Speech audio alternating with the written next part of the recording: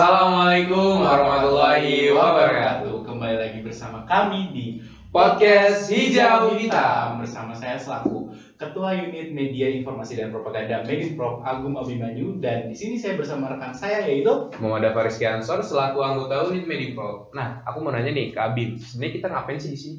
ngapain ya dong? Sesuai tagline kita yaitu Bisik Seram, Bincang Asik seputar Ramadan. Kita di sini bakal ngebahas nih seputar Ramadan, kegiatan-kegiatan seputar Ramadan. Saya kira Bisik Seram memang membicarakan hal-hal horor. Itu bukan? Bukan, itu cuman kayak apa ya namanya?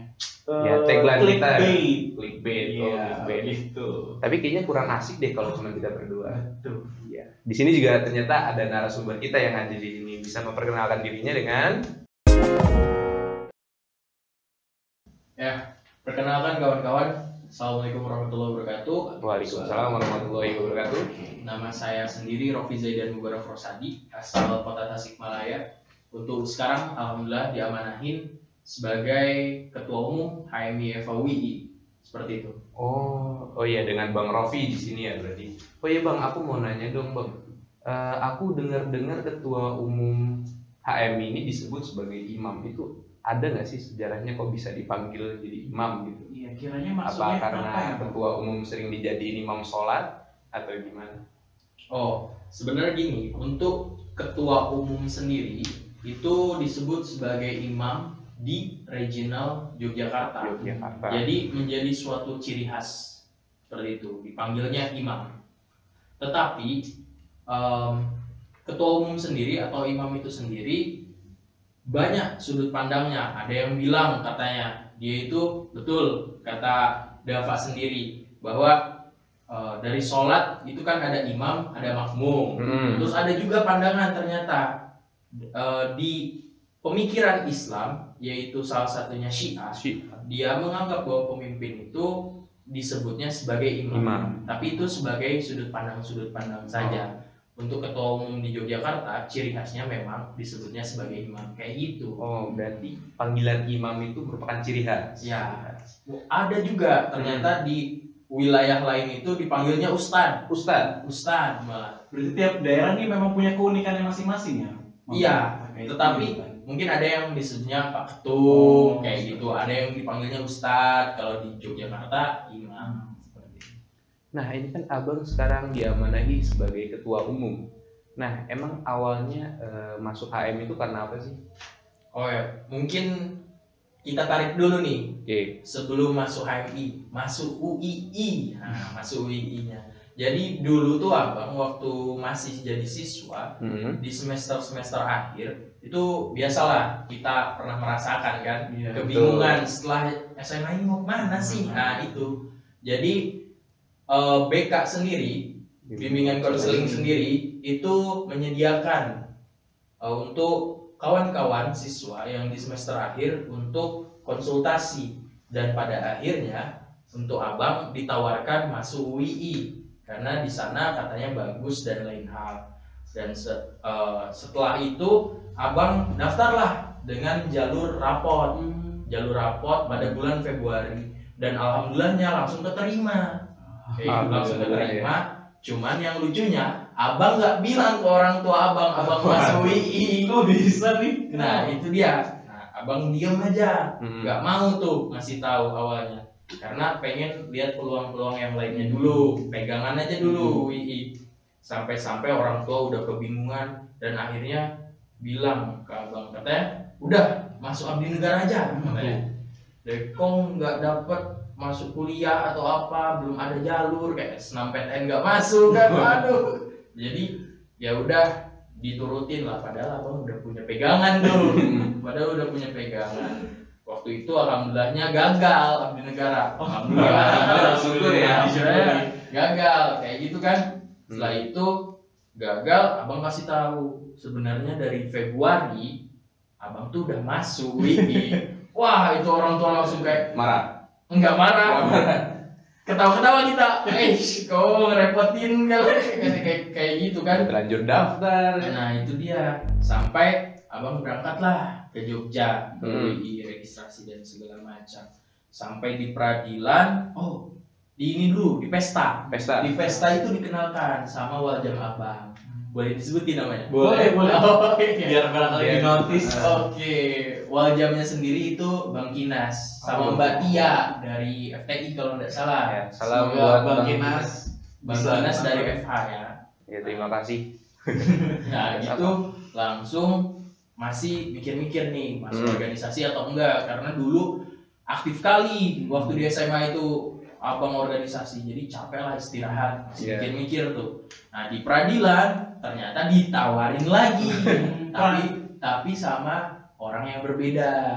Dari siapa Bisa tuh? di-spill? Bukan wajah. Nah, jangan lah.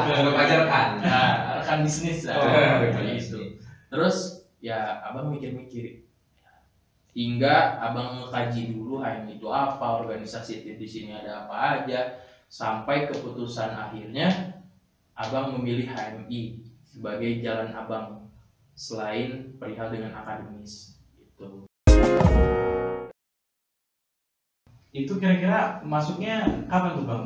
Ketika maba langsung masuk atau ke semester berapa gitu Bang? Mungkin bisa diceritain sih Bang. Ini yang lucunya, abang sangat menyesal kenapa nggak dari awal 2018 abang masuk, abang langsung masuk HMI.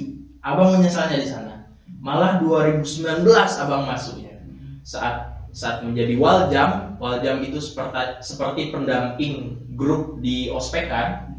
Itu abang latihan kader kita sebutnya ya. Latihan kadernya bareng-bareng anak-anak jamaah sendiri. Malah ketemu ya. Malah ketemu, abang aja semuanya banyak tuh, ada Rohimin, ada Sania, ada siapa banyak, Makfira siapa banyak kayak gitu, bareng-bareng kita kayak gitu. Nah menyesalnya itu kenapa nggak dari 2018 kayak gitu. Ternyata HMI itu banyak kali manfaatnya. Nah, aku juga penasaran nih, kalau kamu itu masuk HMI itu dari kapan sih?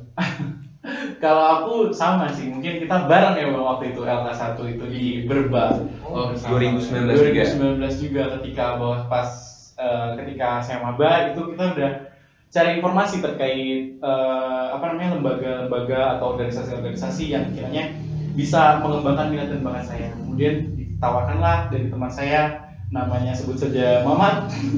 Nah, Mamat itu mengenalkan HMI, kemudian saya interesting sehingga saya bisa join sekarang gitu. Kalau Dapat sendiri gimana nih kira-kira? Kalau saya sih emang seharusnya dari awal itu disuruh orang tua saya, karena kebetulan ibu saya itu merupakan kahmi, alumni HMI.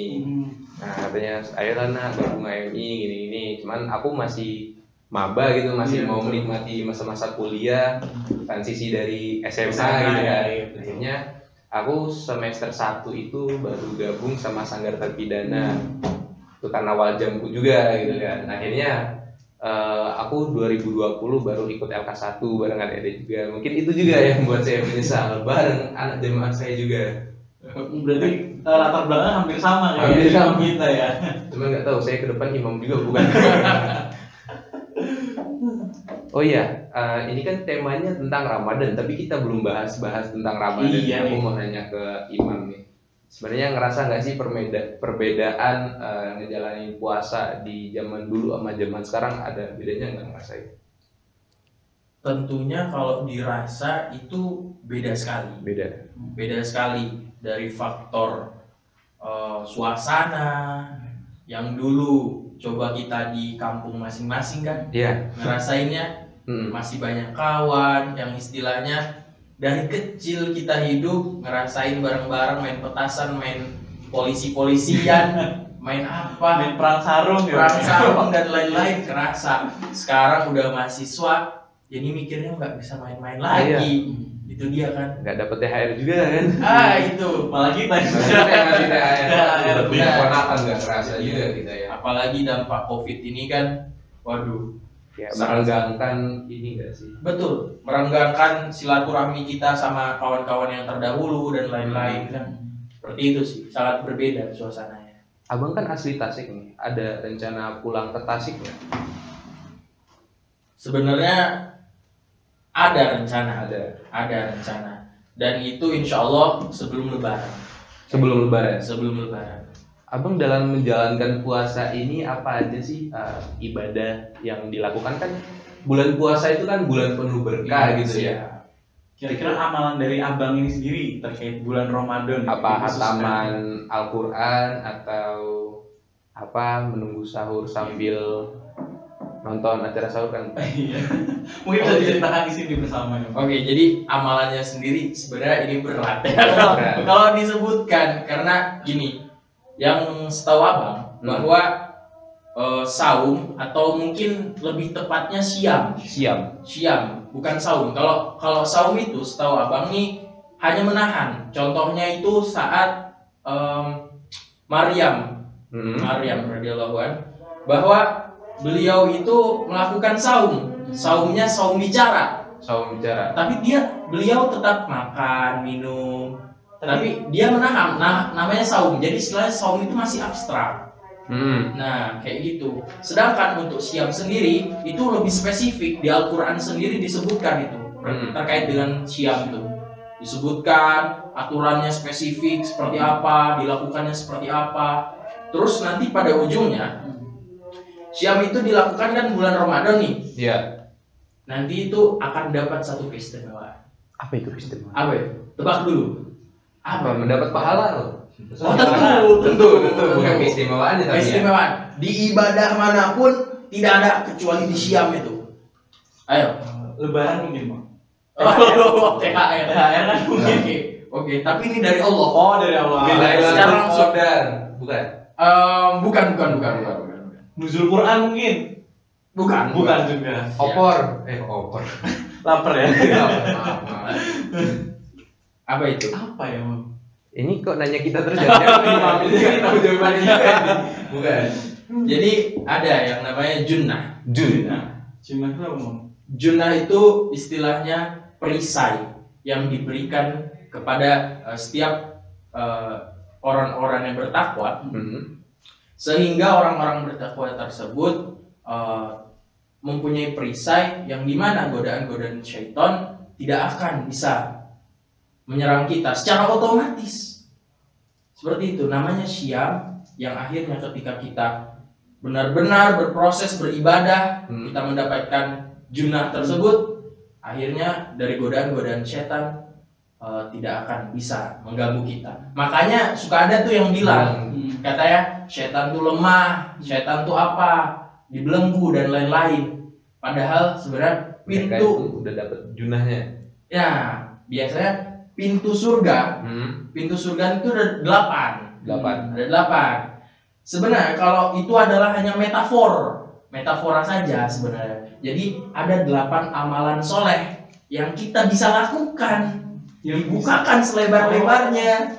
Gitu. 8 amalan soleh tersebut dapat kita lakukan pada hari ini, pada bulan ini, Ramadan. Sehingga kita fokus di sana sampai akhirnya ketika kita mendapatkan junnah atau perisai, nah setan itu lemah. Jangan salah, di bulan Ramadan kotak amal masih hilang. Ada yang nyari buat tambahan lebaran. Nah, itu dia. Kayak gitu. Itu salah satu keutamaannya. Kalau amalannya sendiri, ini harus dipaparkan di amalannya. Biar kawan-kawan yang di rumah ini tahu, Bang, 8 amalan itu apa, Bang. Ya, sebenarnya kalau amalannya untuk contoh ya, kalau sholat fardu itu pastilah kita melakukan. Yang nggak tahu kalau Pak Kadit yang nggak tahu ya, melakukan. Terus juga amat dirugi ketika kita di bulan Ramadan tidak dapat diampuni oleh Allah Subhanahu Wa Taala. Amat dirugi kayak gitu. Makanya sholat sunat itu hendaknya dilakukan. Terus perihal dengan baca Al-Quran, zikrullah dan baca Al-Quran itu dilakukan. Untuk hataman silahkan dengan caranya masing-masing. Misal kalau abang sendiri itu bagi-bagi, karena di organisasi pun kita nanti membagi-bagi, misal juz berapa kayak gitu. Nanti kawan-kawan yang tidak merasakan atau sebelumnya belum mendapatkan hataman Al-Quran, nah kawan-kawan itu bisa dapat di sini. Oh, itu termasuk terhitung ini ya, hatam. Iya, hataman Al-Quran. Jadi saling melengkapi ya. Setuju. Ada beberapa cara sebenarnya. Cuma kita salah satunya memakai yang seperti itu. Oh, Kayak gitu. Oh iya bang, kan untuk bacaan doa ini kan biasanya orang beda-beda. Kalau abang sendiri baca doa bukanya itu apa sih? Ya sama dengan yang seperti diajarkan pada umumnya. Berarti Allahumma laka sumtu ya? Betul. Cuma mungkin setelah itu berdoa pakai bahasa Indonesia, apa hal-hal saja yang memang diinginkan, diharapkan, dibutuhkan. Apalagi terkait dengan doa untuk orang tua, itu wajib. Hati-hati mendoakan orang tua. Itu wajib bagi diri abang sebenarnya. Cuman wajib kali ngedoain orang tua karena mereka yang melahirkan, mereka yang mendidik kita, mereka yang masih setia lah istilahnya sama kita ketika susah, ketika senang, seperti itu. Mungkin boleh ditarik lagi Mam, dari penjelasan Imam yang terkait saum tadi Ya. di bagian yang mana Maryam itu juga melakukan saum, yaitu saum bicara. Nah ini kan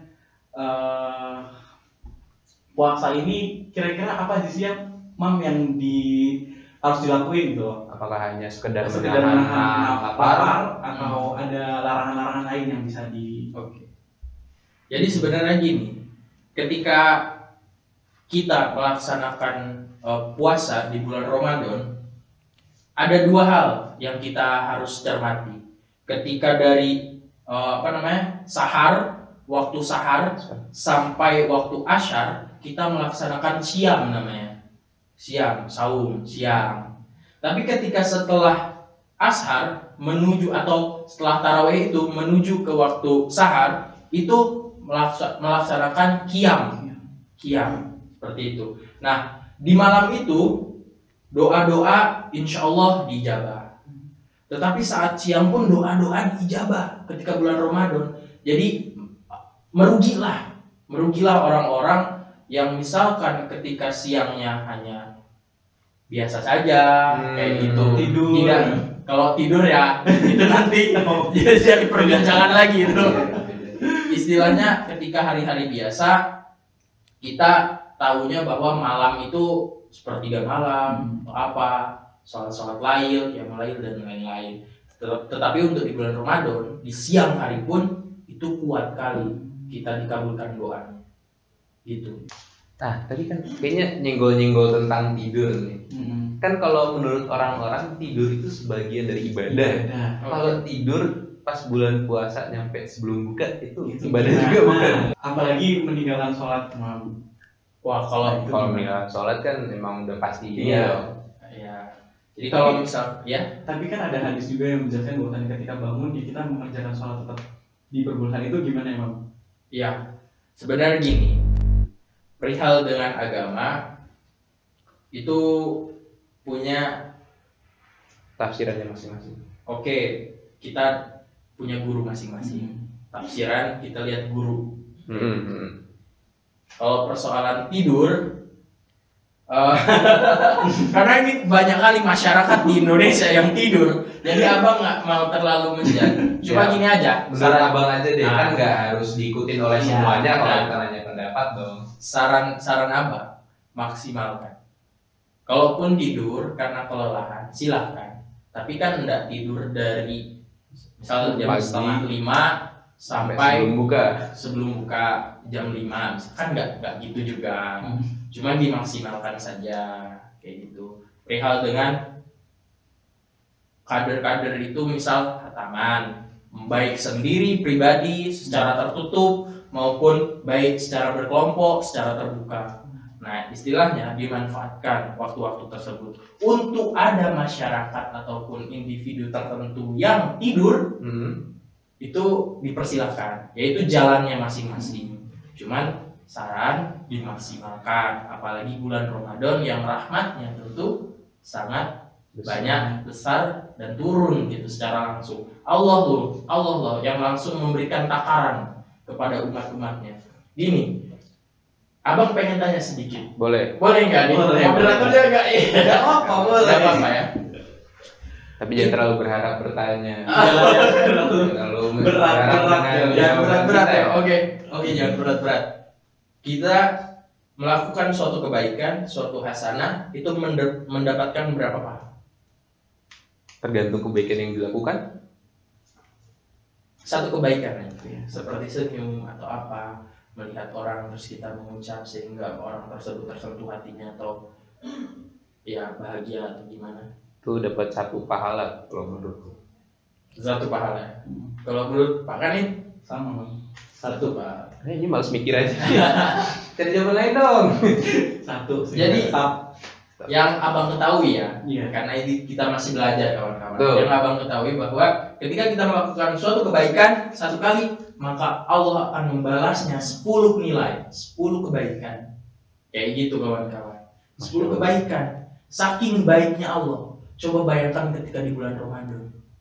Itu lebih dilipat gandakan lagi. Apakah kita tidak merugi? Malah kita tidur. Aduh.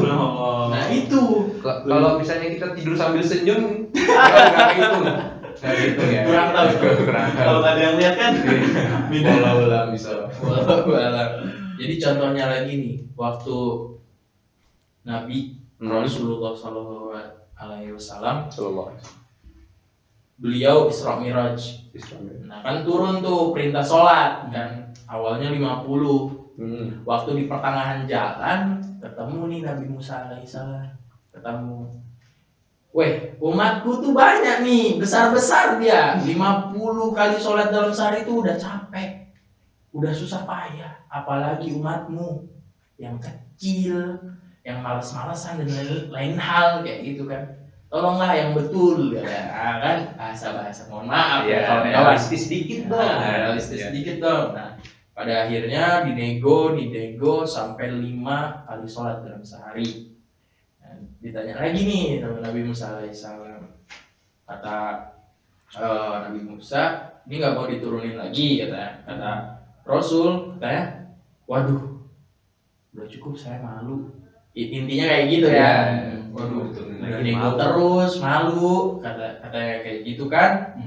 Sampai pada akhirnya Allah itu saking baiknya ya. Ketika kita melakukan 1 kali sholat, pahalanya tuh seperti 10 kali. Seperti itu. Terus kan ada 5 kali, otomatis 50 kali, 50 nilai yang didapat. Jadi 50 kali sholat, terus dinego sampai 5 kali, tapi 5 kali itu senilai dengan 50 kali sholat. Masya Allah. Saking baiknya Allah Subhanahu wa Ta'ala. Itu bahasa mahasiswanya atau bahasa kita lagi podcast ya. Cuman kalau kajian-kajian itu harus dalam itu. Iya. Kayak gitu. Oke, berhubung kita udah lama juga nih ngebahas-bahas, kayaknya kita harus sapa dulu teman-teman kita yang ada di Instagram nih, Bang.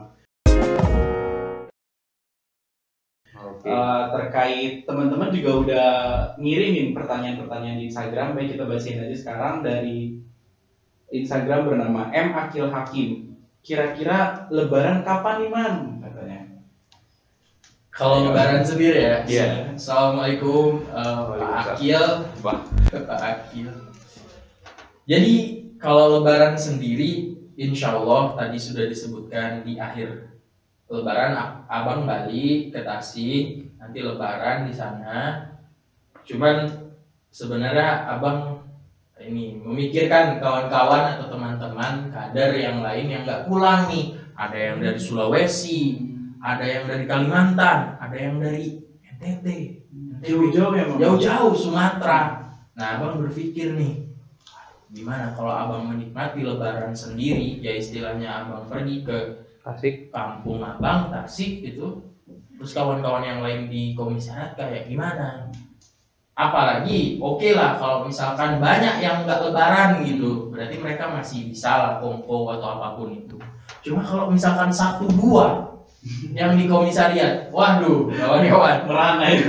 kasihan kali kan, merana. Nah abang memperhatikan hal-hal yang kayak gitu. Nah insya Allah lah pertimbangannya, kalau misalkan setelah didata itu kawan-kawan banyak yang di Jogja, abang pulang dulu soal. Tapi kalau misalkan ada 1 atau 2, ya itu kita lihatlah ke depannya. Abang pun harus izin dulu kan. Kayak gitu. Berarti ikut yang kapan nih, Bang? kayaknya belum dijawab tadi. Oh. Lebarannya Kapan? kapan? Ikut apa? Oh alah. Ya kalau itu sih sesuai dengan pemerintah. Oh, berarti Imam ikut yang pemerintah, teman-teman. Iya. Kalau awal puasa tuh kan kemarin Jumat Naksabandiyah. Untuk Sabtu dari pihak Muhammadiyah. Untuk dari pemerintah atau NU lah, karena pemenangnya kan NU. Iya. Ya itu Minggu. Cuman abang ikut pemerintah. Next. Berikutnya dari _A_Taufik nih teman-teman. Nanya, gimana suasana Ramadan di Jogja, Mam? Kira-kira asik nggak? Asik banget, asik parah. Pokoknya kawan-kawan yang misalkan masih di kampungnya, hendaknya cepat balik ke Jogja. Rasakan bagaimana sebagai mahasiswa yang sebenarnya. Ya, wah, betul. Apalagi sekarang kan online terus ya. Iya. Ketika kawan-kawan tidak perlu membayar makanan tapi sudah kenyang. Nah, itu hanya di kopi. Nah, itu terasa lah bagaimana perbedaan gitu antara kita saum atau puasa atau Ramadan di kampung halaman dan saum puasa di komisariat atau di Jogja. Nah, itu akan terasa sekali. Kalau dapat sendiri gimana nih tentang suasana Ramadan di Jogja? Oh iya, sendiri? Aku juga ngerasain hal yang berbeda ya, karena sebelumnya aku belum pernah menjalankan ibadah puasa di Jogja, karena sebelumnya dari 2019 itu terkendala pandemi, jadi puasa sampai Lebaran 2 kali itu di rumah di kampung. Jadi akhirnya aku bisa merasakan puasa di Jogja, dan aku juga cukup kaget dan dengan suasana baru gitu kan, yang biasanya sama keluarga sekarang sama teman-teman nyari bukaan bareng, nyari masjid mana nih yang ngasih nasi kotak gitu ya. Terus juga ini juga ternyata pembicara tarawihnya itu di UGM tuh, tahu belum? Ada Anies Baswedan, ada Ganjar, jadi special guest Nadiem Makarim, ada Mahfud MD juga, tokoh-tokoh terbaik nasional ya. Nah itu. Dan itu cuma di Jogja kan ya. Terus juga ini sih apa namanya, melatih mental juga pas sahur. Kadang pakai baju besi gitu untuk melindungi diri. Ya itu aja. Saya lagi musim keliti kan di sini, jadi stay safe kawan-kawan. Stay safe di rumah lagi. Lindungi diri dari corona dan juga keliti. Oh ya, dari Mas Abim sendiri gimana nih? Kalau dari aku pribadi sih mungkin karena aku udah ngerasain puasa di sini ketika pandemi kemarin, aku kena lockdown di sini jadi sendirian sampai Lebaran. Iya sekali. Tapi ya berbeda sih di masa transisi ini, yaitu kita bisa cari takjil bersama, cari sahur bareng atau SOTR itu ya sangat berkesan sih Ustaz. Oke, mungkin lanjutnya ke pertanyaan berikutnya dari Aira MLR _. Pertanyaannya nih, Mam, bakal adain sahur on the road gak nih komisariat FHUI?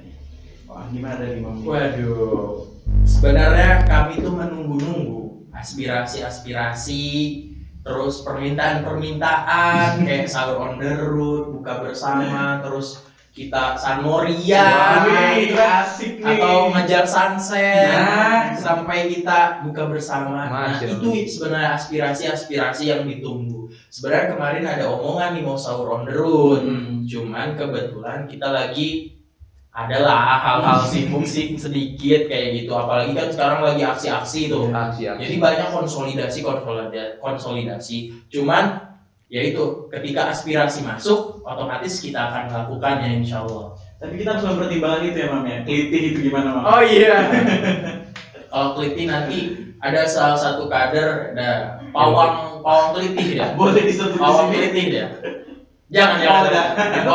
Karena kelitinya takut apa emang bagian dari mereka juga? Sebenarnya ini preman pensiun. Oh. Jadi jatuhnya preman pensiun kawan-kawan. Kayak gitu. Oke, lanjut mungkin. Next. Mungkin masih banyak lagi nih berhubung waktunya udah cukup mungkin ya, daripada terlarut-larut. Oke, mungkin sekian saja podcast Hijau Hitam kali ini bersama Imam Rofi. Kesimpulannya, kalau saya setelah mengkaji ada 4 hal yang akan didapatkan. Yang pertama itu adalah persoalan dengan Syam itu nanti dapat junnah, perisai, pelindung dari adanya godaan syaitan apabila kita melaksanakan Syam dan Qiyam secara hikmat di bulan Ramadan. Yang kedua itu persoalan dengan Allah itu akan memberikan pahala berkali lipat. Nah, dengan takaran yang Allah berikan secara langsung di bulan Ramadan, seperti yang telah dijabarkan sebelumnya. Yang ketiga itu adanya pemaafan. Ketika kita meminta ampunan, meminta apapun itu di bulan Ramadan, insya Allah Allah itu akan memaafkan, dan merugilah orang-orang yang tidak memanfaatkan hal tersebut. Yang keempat adalah doa kita akan cepat untuk dikabulkan. Seperti itu. Oh, terima kasih, subhanallah. Jadi segitu kesimpulan dari kami di sini. Mungkin podcast kali ini bisa dicukupkan. Bila mana ada kesalahan kata serta perbuatan, kami mau meminta maaf. Billahi taufiq wal hidayah. Wassalamualaikum Assalamualaikum warahmatullahi wabarakatuh.